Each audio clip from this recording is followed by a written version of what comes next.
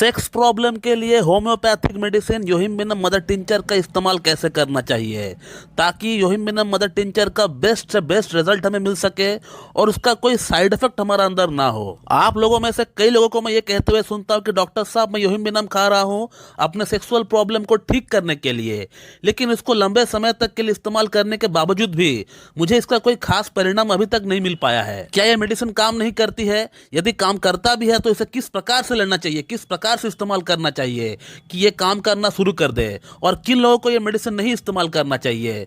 तो इन सारी सवालों का जवाब मैं आज इस वीडियो में आप लोगों को देने वाला हूं। तो सबसे पहले जानते हैं कि ये मेडिसिन असल में काम करता है या नहीं।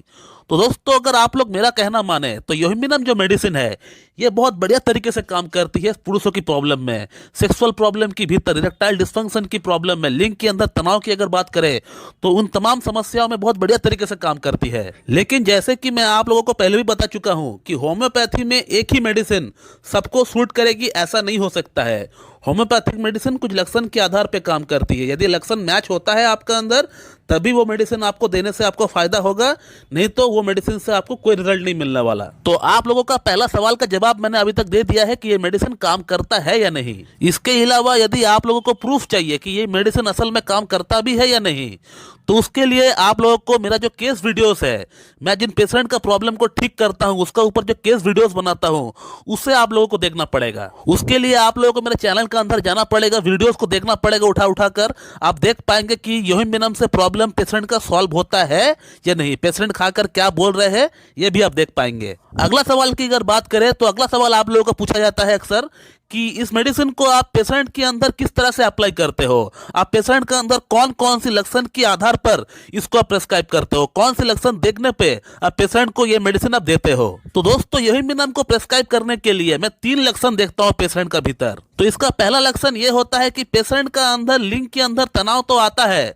एकदम तनाव पूरी तरह नील नहीं हो जाता, जैसे एग्नस कैस्टस में पूरी तरह तनाव नील हो जाता है, जीरो हो जाता है, लेकिन योहिम्बिनम के केस में ऐसा नहीं होता है। पेशेंट का लिंग के अंदर तनाव थोड़ा बहुत रहता है, 30-40%, कई बार 80% भी तनाव आ जाता है, लेकिन वो तनाव रुकता नहीं है। और उसी के साथ पेशेंट का अंदर एक घबराहट होता है, एक बेचैनी होता है कि मेरे से सेक्स हो पाएगा या नहीं, और ये सोच सोच कर वो अपना अंदर एक तरह से डर पैदा कर लेता है और अपना अंदर जो एक सोच पैदा कर लेता है कि मेरे से शायद सेक्स ना हो पाए। इसके अलावा पेशेंट को सेक्स करने से पहले बहुत घबराहट होता है, बेचैनी होता है, बहुत पसीना छूटता है। ये बहुत वेल कीनोट सिम्टम है योहिम्बिनम का कि पेशेंट का अंदर घबराहट होता है, सेक्स से पहले बेचैनी होता है और पसीना छूटता है, और वो पसीना फेस से बहुत ज्यादा आता है, चेहरे से बहुत ज्यादा आता है। इस मेडिसिन का अगला सिम्टम जो पेशेंट का अंदर में देखता हूँ, ये बहुत ही गोल्डन सिम्टम है इस मेडिसिन का। वो ये है कि पेशेंट से जब मैं केस टेकिंग करता हूँ तब मैं प्रयास करता हूँ ये जानने का उसको नींद किस प्रकार का आता है, उसका नींद में सपना आता है या नहीं। तो योहिम्बिनम का पेशेंट को सपना तो आता है, और वो सपना इस प्रकार का होता है कि वो सेक्स करने के लिए गए और फेल हो गए, उनका लिंग में उत्तेजना नहीं आई, उनका लिंग में कठोरता नहीं आई। अब सपना भी वो देखते हैं अपना पास्ट का, पास्ट में हो सकता है उनका कोई गर्लफ्रेंड रहा होगा, किसी के साथ वो उनका इंटीमेसी रहा होगा, तो सपना में वो ये देखता है कि वो सेक्स करने के लिए गए उनके साथ और वो फेल हो गए, लेकिन उस समय तो वो सेक्स ठीक से किए थे पास्ट में, लेकिन वो अब सपना में उनको ऐसा दिख रहा है कि वो सेक्स नहीं कर पा रहे उनके साथ।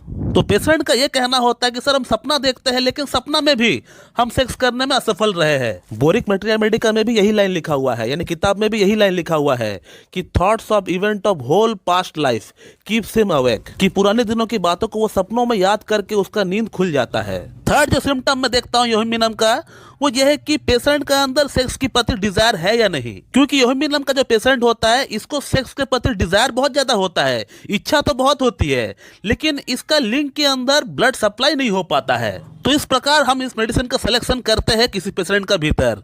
इसके अलावा इस मेडिसिन को हमेशा मदर टिंचर के फॉर्म में ही इस्तेमाल करना चाहिए, इसको 30-100 में इस्तेमाल नहीं करना चाहिए। तो इस मेडिसिन को आपको हमेशा मदर टिंचर के फॉर्म में आपको इस्तेमाल करना पड़ेगा। इसका 15-15 बूंद सुबह, दोपहर, शाम हाफ कप नॉर्मल पानी के साथ मिला के आपको पीना पड़ेगा। अब योहिम्बिनम मेडिसिन को इस्तेमाल करने के साथ साथ बीच बीच में इसका कॉम्प्लीमेंट्री जो मेडिसिन है इसको भी आपको इस्तेमाल करना पड़ेगा, तभी जाके आपका सेक्स प्रॉब्लम पूरी तरह ठीक हो पाएगी। और वो मेडिसिन है कैलाइडियम। तो कैलाइडियम को आपको 30 पोटेंसी में लेकर आना है, और इसका 2-2 बूंद आपको हफ्ते में एक बार लेना है। 2 बूंद 2 चम्मच नॉर्मल पानी के साथ मिला के आपको पीना पड़ेगा हफ्ते में एक बार, सुबह नाश्ते से आधा घंटा पहले। और यूहिम्बिनम को जैसे कि मैंने आपको बताया कि मदर टिंचर के फॉर्म में आपको हर दिन इस्तेमाल करना पड़ेगा, लगातार 2 महीना आपको इस्तेमाल करना है इसको। और कैलेडियम 30 को भी आपको साथ साथ में इस्तेमाल करना है, जैसे मैंने आपको बताया अभी। कैलेडियम यहाँ पे कैटलिस्ट का रोल प्ले करेगी, ये यूहिम्बिनम का काम करने का क्षमता को 3 गुना बढ़ा देगी। और अब बात करते हैं कि इस मेडिसिन को किन किन लोगों को इस्तेमाल नहीं करना चाहिए।